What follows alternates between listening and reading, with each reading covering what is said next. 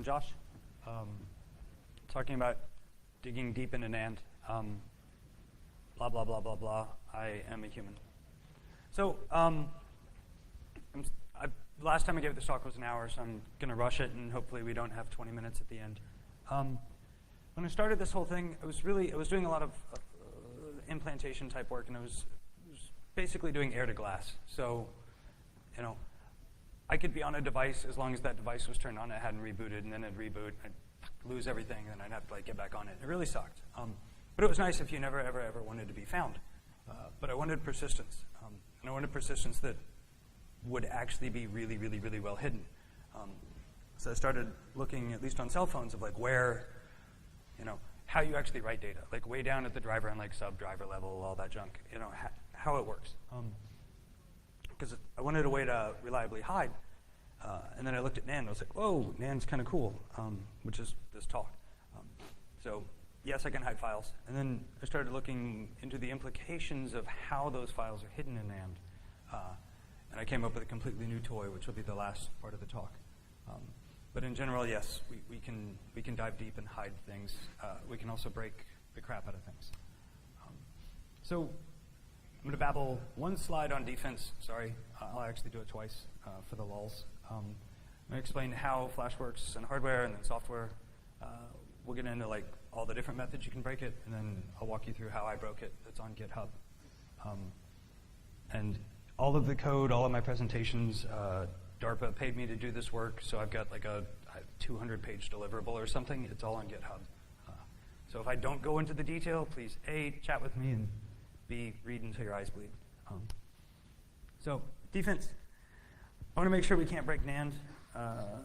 Yeah, it's broken in hardware. It's broken in hardware design. It's broken in conceptual hardware design. You can't patch hardware, and you also can't even patch the ideas that went into building that hardware. It's just intrinsically the way it has to work has a fallacy that we can just abuse like crazy. So the best thing we can do for defense is really create some tools that at least let us look in the places I'm poking, because there's nothing right now. So if you know more about NAND than me, which possible, I'm trying to shorten all my explanations for 30 minutes, so don't be mean. NAND in general, I'm going to refer to everything as buckets. So you have a bucket that has an electrical charge. It's either a 1 or a 0, right? Is there an electron trapped in the bucket? That's going to be, I'm going to refer to that as bucket. You have collections of buckets called pages. We're kind of starting to get a little more familiar here from the Linux world. Pages collect into blocks. The quirky thing about NAND that is the basis of this whole problem, or one of the two, is everything's initially set to 1. So you have fresh NAND, it's boom, you've got all Fs. There's a electron in every single bucket. You can shift to 1 by easy by just opening the little latch, which is down at the bottom. You can see that's actually not NAND flashed, but it kind of gets the idea. You can raise it, our beautiful little electron leaves. Now that 1 is a 0, we're all good. These things are fragile, and they break, not constantly, but they are designed known being fragile. They break over time, and to combat that, we have to have a way to say, never, ever, ever use this bucket again. But with conceptually how NAND works, you can't really just say, don't use that 1 bit. That's not how computers work, right? So you have a fail-safe threshold, and after this many bits are bad, you just don't use that page or that block. And everyone kind of knows this. That's where we're going. That's a really ugly slide. So there's 2 different types of NANDs. Now that we kind of know it can break, and they know it can break, there's 2 different types of NAND you see out in the wild. You see basically raw NAND, which is expecting something else to do all the management. That's what I'm going to talk about today. And then there's managed NAND. Managed NAND typically has a nice little Turing-complete embedded controller-y thing in there that does, on-chip wear leveling and blah, blah, blah, blah, blah. They're a lot of fun. I've done work. I'm not releasing that work publicly. because it's all vendor proprietary secrets that I don't want to get sued for. But if you want it, please chat with me. So on the Josh doesn't get sued side of the house, we have NAND flash, which is just raw. It's expecting, in our case, the Linux kernel to take care of error correction control values, bad block management, wear leveling, and a generic block driver so Linux or Android or whatnot can speak to it. So when things start to go bad at a hardware level, our little flapper valves start dying and they don't work anymore. Initially, ECC catches that, right? We do some bit correction. We can recover some bad data.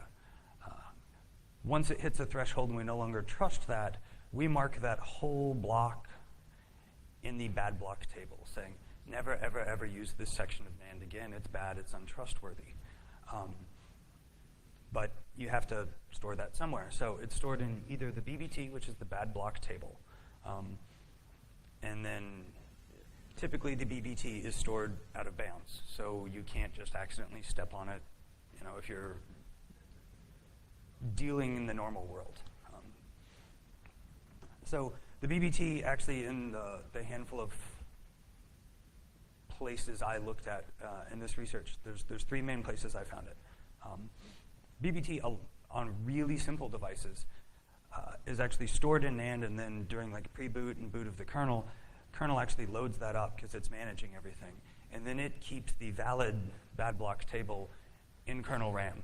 So if you can change that during a proper shutdown, that gets written back down into NAND, and then the next time it boots, it comes up. So you don't even have to do anything remotely hardware-y at that point. If you have code execution at the kernel layer, you can have a lot of fun. You don't have to fight anymore. Your job's done. On the Sony devices that I'm going to be poking at today,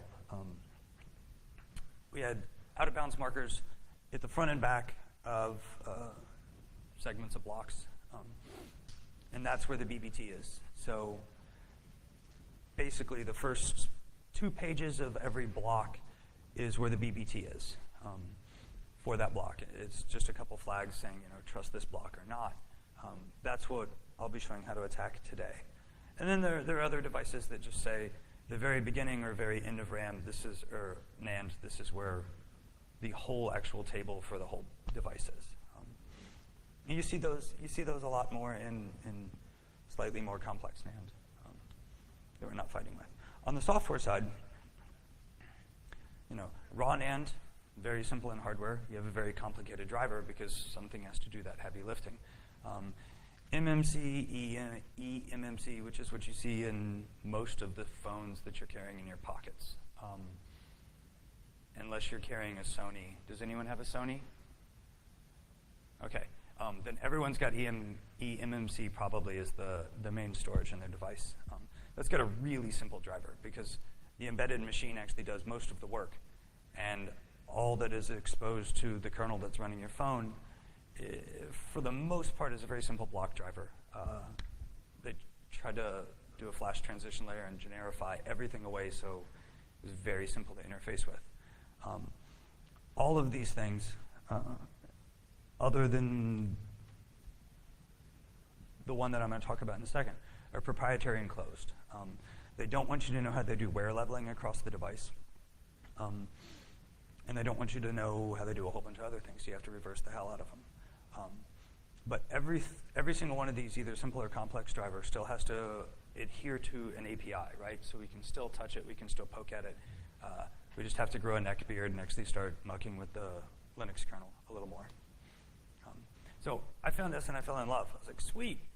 The MTD subsystem does a ton of stuff. It's like a meta driver. If you've ever opened up the Linux kernel source tree and started looking at how it does things, a lot of drivers get like loaded in later and whatnot, but MTD is just like, boom, I compile with the kernel, I'm just there, and I support like all these things. It's great. Even if MTD partitions are not used during runtime, you still see a ton of them on Android, like boot and pre-boot things, which is fun for future work. So since we have an API, and we kind of know We got a couple of moving pieces, but they're starting to make a little more sense here.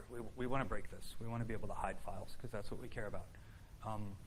I can hit it at the file system level, because the file system level has to talk to the kernel, and they have to like shake hands, right? And then all that has to somehow talk to a driver that talks to the hardware. So I could poke there. We could blow all that stuff away and deal with the actual driver level in the MTD, which was a lot easier. And you can kind of abuse the whole kernel if you want. And then there's the embedded controllers. So, like again, if you want to continue this work, please hit me up. I have things not on GitHub. When I started the whole attack, I expected a whole bunch of hardware stuff, because it's NAND, and I wanted a hardware gig to do on the side so I could babble about it. That's not what I got at all. What I got was buying a ton of phones and then asking JDuck to run commands on his phones, trying to find something that ran MTD across the board. I didn't want to fight with YAFs. I didn't want to fight with embedded controllers. I was just like, I want to own the hell out of this small, easy thing to talk about.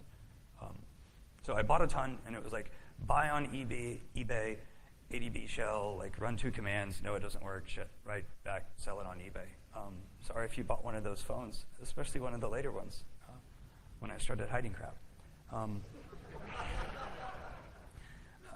So yeah, that was a really ugly slide. So I found this. I love this phone. This is a Sony Ericsson Xperia Arc. Yeah, this is the Arc S. So they're pretty cool. They're kind of waterproofy. They're neat. They were hyping them for a little while, and they kind of did away with that form factor, which was sad. It's actually a nice phone. It's really nice for me because everything is just straight up MTD. So everything's managed by what I want to manage it, which means my driver is talking to, the system partition, the apps log, like cache. Like I can talk to everything, which means I can hide things everywhere I want. So I started, now that I found a device, I went back and started looking at the kernel a little more. And in the MTD subsystem, you have this test directory, which is where they put all their unit tests and stuff.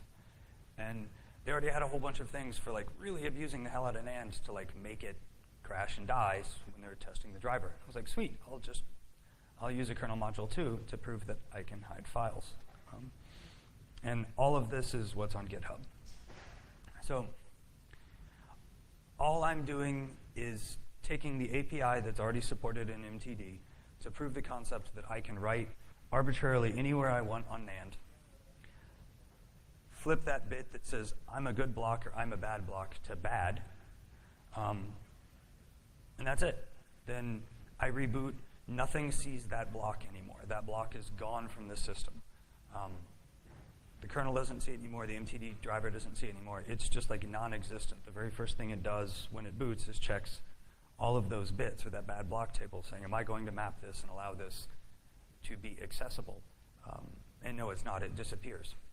The fun thing is, if you know what block it was, even if the kernel doesn't know about that block, if you say, hey, try block 37, the kernel's like, oh, 37? Well, I can't read it, but I'm going to let you read and write to it. Sweet, hidden, nice and hidden.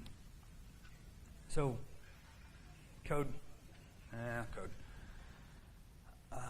Yeah, this is like my main thing. So the first thing I'm going to do is I'm going to move all the data out of the block. I got really lazy, and it's just a stub. But I was trying to be clean, especially when we get to the demo. You'll see why. Then I want to erase the whole block. So I just want to set everything to Fs that was there. So I've got a whole big, nice, fat block to play with. Then I'm going to write my buffers to the block. And then I'm going to mark that block bad. There's actually 2 hooks in the framework to do this. I call both of them just as kind of a proof of how all this stuff works. And I tried to comment the hell out of the code, especially even the MTD sections that weren't mine. I tried to comment them, so if you wanted to read through and understand this quirky stuff, it's all there. So try to actually call the framework to mark bad. That always fails. I've never seen any of the devices I've poked at let me use the framework directly to mark it bad, because it checks some ECC values and some thresholds and just says, like, no, dude, it's not bad. It's all good. So I always get that failure why mark bad. So then I copy and paste that code that it's calling directly by me, but I take out the ECC check and my manual marked bad. And this always works. I've never gotten my other print off. So now I have a bad block. That block is bad, and I've stomped all over it. It's just gone. Demo.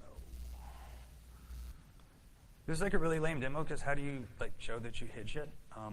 So what I did instead was show the crash, because I really thought that the way the Sony phone crashed was gorgeous.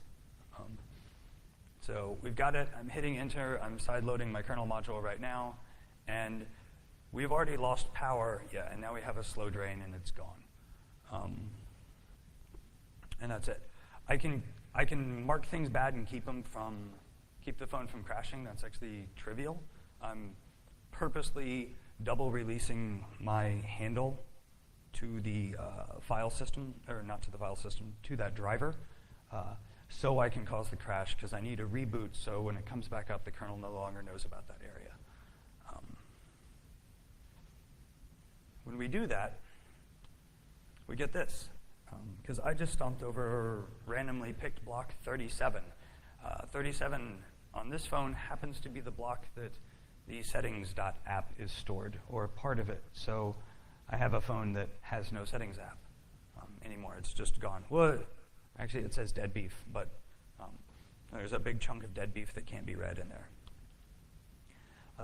To kind of prove it and make sure I was doing everything right, I wrote some tools for finding. The first one basically just scans the whole thing outside of kernel land and says, manually tell me every block that's marked bad. That's all I want to know. Just so you can kind of get a feel for how those things are going. The second one actually prints out both the out-of-bounds area up top, which is all the O's, because we just released everything to flip that bit sloppily, and then I've got a ton of dead beef in there.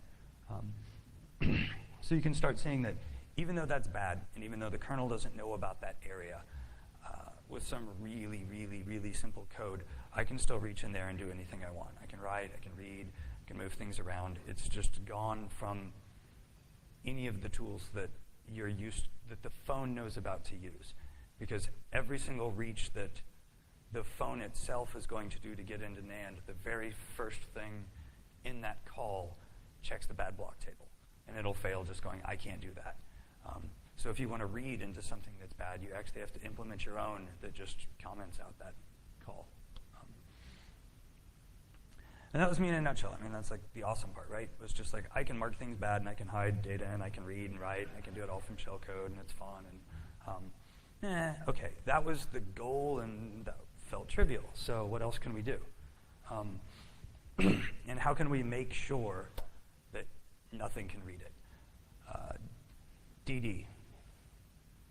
I DD'd that phone 3 or 4 times. I never, ever saw dead beef for 512K worth of just dead beef sitting in there. DD couldn't find it unless someone has better DD food than me. Flashing a new ROM doesn't reclaim it, because the first thing anything that kernel landia does is check bad block. Oh, it's bad. I'm not going to write to it. So reflashing, factory reset, nothing. It's just there until I don't want it to be. So I was like, cool. I can eat 512K at a time. How much can I eat? I'm hungry, man. So I had the first Sony phone I did. It's got I think 32 gigs on there. Took a lot of reboots to not have 32 gigs, but that phone has validly 3 megs of flash left on it. Not enough to even boot Android. It's just fail. So don't buy phones from me on eBay.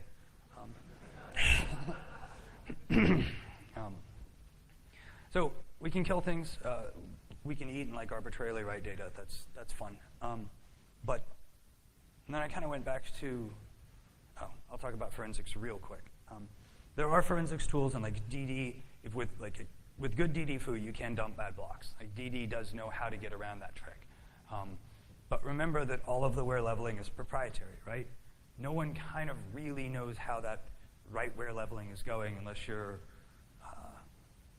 have spent a lot of time REing it, or you work at the company that makes that specific chip. Because very few of us do, I can play really brutal tricks with you even if you're DDing and getting my bad blocks, because you don't know how wear leveling works. I know how to basically obfuscate the hell out of data. I can hide as many blocks as I want. I can make it look like trash till I can make it look like garbage. Because you have to assume that if it's marked as a bad block, it failed. So you have to expect that a lot of that is already corrupted. As long as I'm not stupid and just start writing at byte 1 and just kind of go, we could start playing a cat and mouse game, but I'm fairly sure, given that tools right now don't even look for me, I can stay well ahead of you. So yeah, interleaving, good data, bad data. I don't have to stomp the whole thing. If I'm going to write, I can do it differently. So then I started thinking about what else we could do. Sean Moyer laughed at me fully on this, and I loved it, because all I really wanted to do was hide data, right? Like I don't want to do air to glass anymore. I want to be resident. And I was like, ooh, embedded systems, cool. They don't have much memory. And they're like, typically, you got like 2 different types of, you've got the Tamagotchi type embedded system, and then you've got like industrial controllers on a pipeline that are out in the middle of nowhere embedded system. Those are interesting to me because there's no human there. What happens if you remove the hard drive remotely? What if you remove the hard drive in a way that there is no hard drive anymore, and you never ever have to get out of your chair in your basement to do it? So I started playing a little bit more with that. I actually don't have a slide, so I'll just talk. I can eat 512 at a time, or I can eat 5 megs at a time. It doesn't really, it's arbitrary how many blocks I mark bad before I do the double release to make the kernel reboot me. Which means that on any embedded system, I can reach in and start marking your drive bad. You can't recover it. It's dead. There's not enough flash left in the device to boot something so any of your tools can say, yes, I want to mark all those good again and reflash data. It's gone. I've beaten you. I've made your bootable window so small you can't get code to boot normally. I mean, you could like reflash me from the outside or something like that, but if you're dealing with an embedded system, I can eat so much memory that you can't boot to actually fix it without replacing it. And I can do it remotely as long as I've got codecs in the kernel, which that's why I had an Oppenheimer moment, because it, like, ooh, I could break a lot of things. So I kind of wanted to talk about defense again, right? Because that bothered me a little more. And it's intrinsic. The hardware dies, the hardware has to fail. That's how the hardware works. There's protections in place to make sure that software and everything above that continue to function as normal, because we know the hardware is going to die.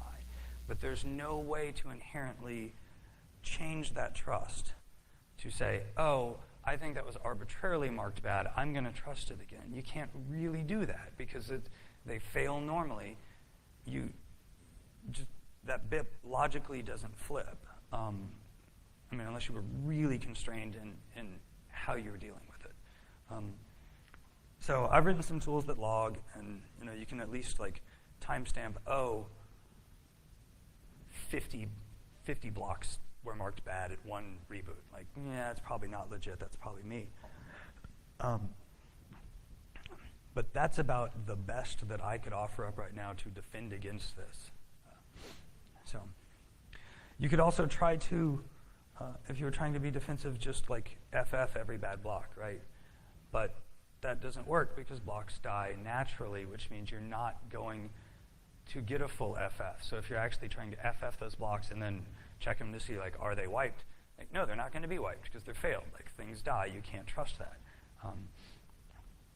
So we've got like a complete lockdown there from what I see, just from like a chess game. And again, like, you could not use NAND, but I don't think the modern world could work without NAND. So yeah, the last fun thing is I want all your data. I don't want to exfil it over Wi-Fi. Wi-Fi sucks, man. Like, trying to do that is not fun. But I'm in your machine. I just don't want to be spotted on the network. So I take whatever files I want from you, I mark them bad. They're gone, you can't see them anymore. You're like, I wanted to give that presentation. You take it to your IT, your IT guy. Your IT is like, I don't know what's wrong with it. I'm going to do a secure wipe, and I'm going to throw it in the dumpster, or I'm going to send it back to Dell, or whatever, right? That secure wipe doesn't get rid of those files. Like, they're still mine, right? All I have to do is be able to get my hands on that after the IT guy's given up and pull all his hair out. So you may have written over the disk, 2 million times with zeros and ones. The very first thing all of the code I found that did was that exact same check that the kernel does of, is this marked bad? Okay, I'm not going to mess with it. So secure wipe, not so much. So yeah, in a nutshell, I was trying to actually finish early for questions. That's me, Twitter, and GitHub if you want to play more. So any questions? Yes.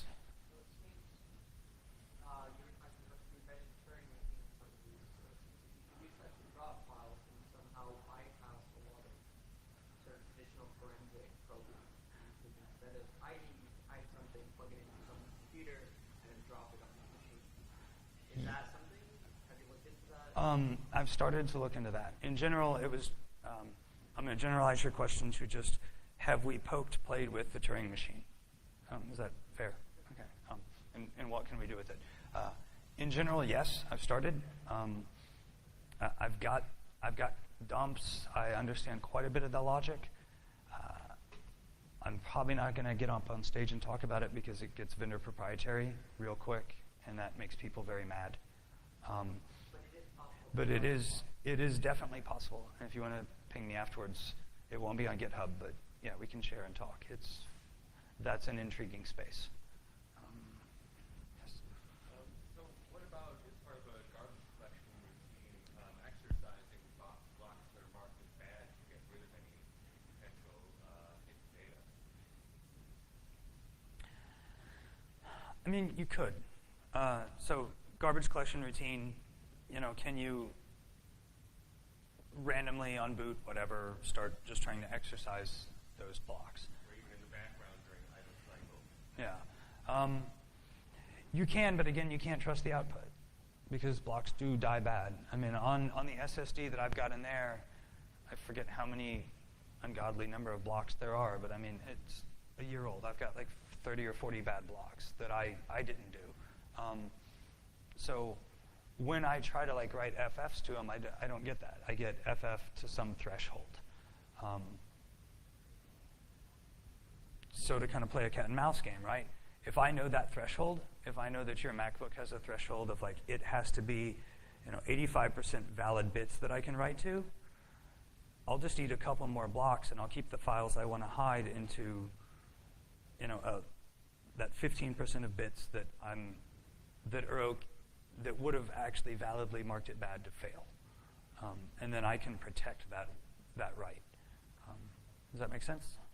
But I mean, even if the bit is bad and it fails to actually take the command to write it, if any of the bits were good, if you're flexing those, you would get rid of any hidden data. So your window of finding the data would be very small. It was if I couldn't arbitrarily grab more blocks. But yeah, let's talk after. I'm trying to get Bayfair.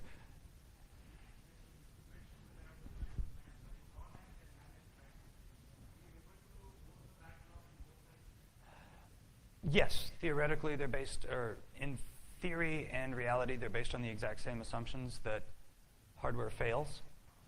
The only difference is for raw NAND or unmanaged NAND, it's handled at the kernel, so it's a lot easier to walk through and show. But conceptually, the only difference you have to say is that MTD subsystem is now pushed down on the chip. It's actually not that one, but I mean, it's vendor proprietary, it's pushed down there, but they're still playing with the exact same rule set that we are at the MTD system.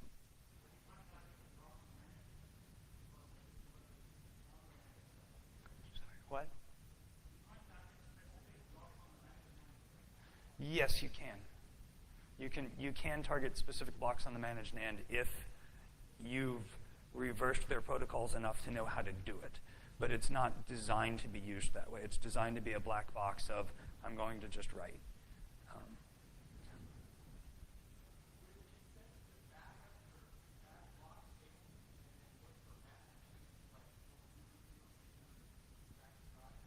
So does it make sense to back up the bad block table and then check it back, like maybe every reboot or something, right? Yeah, that would actually probably be a really good way to catch me unless I was greedy. That would slow me down to really having to care about your device for a long time instead of just, hit you once. Yeah, I actually like that. Are all blocks considered equal by you, or are there better blocks to use blind data than others? They're all random. I don't care. There's obviously when I stepped over block 37 and I actually had visual side effects from the phone, right? Like I stepped over something. If I'm going to be lazy and not copy that data somewhere else, then I'm going to look for an empty block, which is pretty trivial to do. But if not, if I'm actually going to have to copy data out of that block because I don't understand the where leveler, then I have to reach up to the file system level to kind of start remapping things, which is what I didn't want to do. In your experience, what's the prevalence of unmanaged NAND now? Has most vendors gone to make managed NAND products? For Android phones, the only phone I could find after buying like 100 different phones was the Sony's. I don't know why Sony was just like, unmanaged, it's great. But for the iPhone, for almost all the other Android phones I bought, other than a couple off Alibaba type quality, were all managed. So, but there's like 3 vendors. So if you reverse them, you get a third of the phones. You reverse the next vendor, you get another third. I mean, but you also mentioned SCADA and other things like that. Most of what I've seen is actually raw NAND that's dealt with. Yeah, I was surprised. I would figure it would be the other way, but most of these SCADA-esque type systems I played with have raw NAND in them. and SSDs are mostly managed like that? In a different way. SSDs are still managed, just in a slightly different. I haven't torn a ton of them apart. I've torn like 2. So.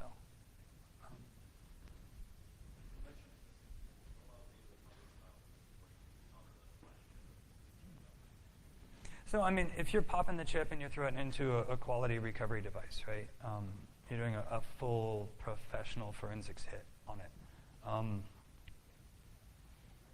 At that point, you've upped your game to where you're probably going to be looking at everything.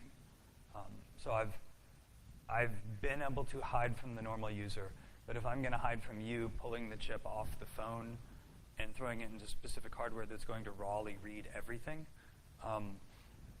I'm going to have to then start playing tricks with the wear leveler, which, again, you can up your game to me as a forensics lab, understand the wear leveler. So there are cases where it would fail, or at least to get exceedingly exponentially hard, and we're going to just start playing war games on file hiding again. I've just been assuming that if I'm trying to hide something and I'm sophisticated enough to get kernel memory to be able to do it once, short of you popping the chip, if I detect something, I'm going to just wipe anyway. But yeah, if you pop the chip, at least like on the phone I'm carrying in my pocket, you would find me.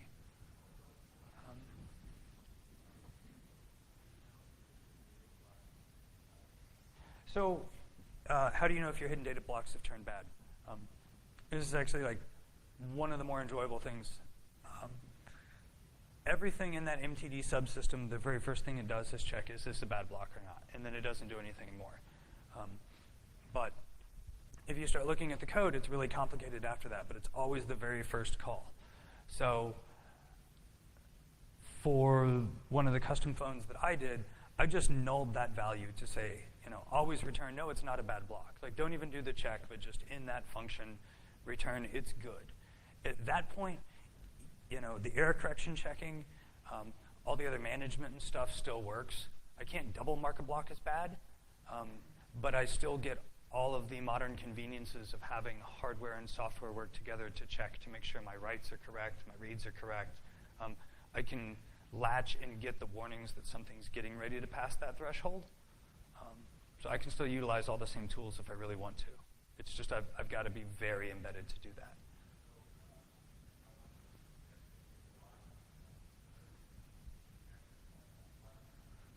You could, but I can also call, since the ECC data is also stored statically for you to check against, I can call in, I can write my data to it, and I'm not going to conflict with that ECC value because I can step on it to be what it needs to be. At the layer we're dealing with, it checks and compares against a value that's known, and that value that's known I can also control.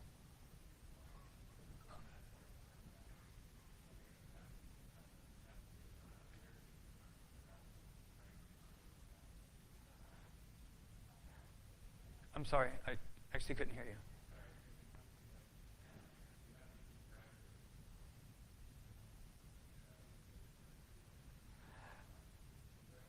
If I'm being very, very careful, I would.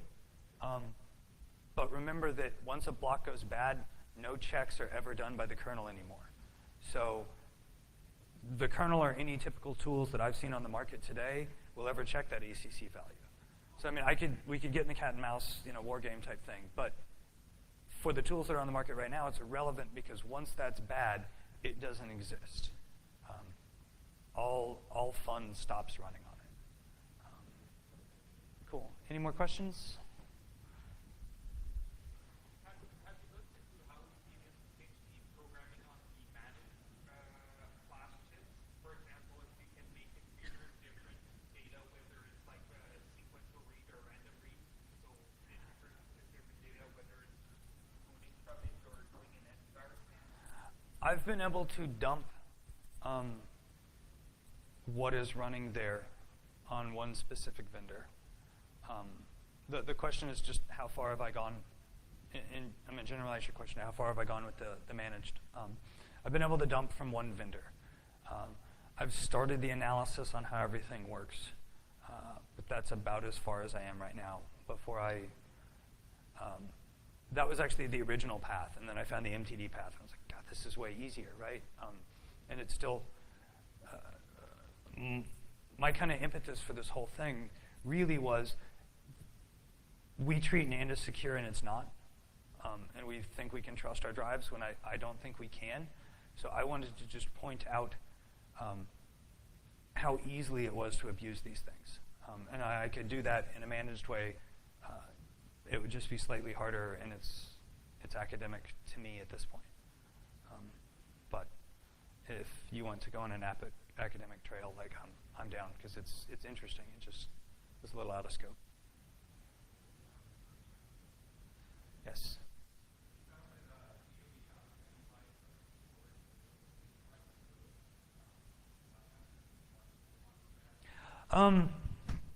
You can start writing to some of the arbitrary out-of-bound bytes. But since NAND has that kind of one-way problem of, like, I can bit flip to 0, but I can't bit flip to 1, you get in a weird position already with those. And that's a lot of bits that's basically one huge bit mask. And there's a lot of complexity in there. So I kind of just blew it away and just wiped the whole thing to zeros. I mean, I think you could, but your space to store data is going to be incredibly small.